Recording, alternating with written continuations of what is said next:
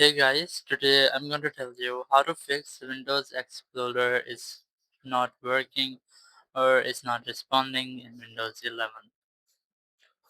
If you're using Windows 11 and your file Explorer is not working well or is lagging or slowing down, so let's see some possible fixes for you. So the very first thing you can try to go to your settings. Just press Window button or the Start button and set for settings. Once you are in settings, just go to Windows Update, and here you have to make sure that you haven't any kind of pending update for your Windows.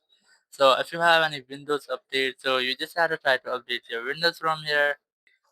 So once you have updated your Windows, you just have to go back from here, and now you have to go to Task Manager. So you have to simply press the search button here and just search for Task Manager. Now in Task Manager, you must see File Explorer here. If you can't find that here, so you can try to open your File Explorer, and then you will get that here. You just have to right click on it and then click on Restart. So you have to restart your File Explorer to completely restart your desktop. It will not restart your PC, it will only refresh your desktop. So once you have done, your issue must have been fixed.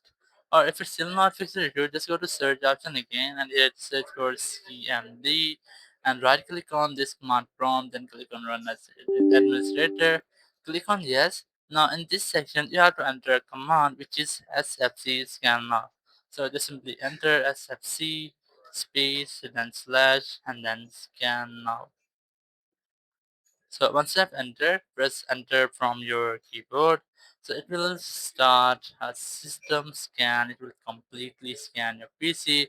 If there will be any junk or any correct file on your PC, it might be fixed in this step, and after that will not get the issue again. Thank you very much for watching the video. Until next video, bye bye.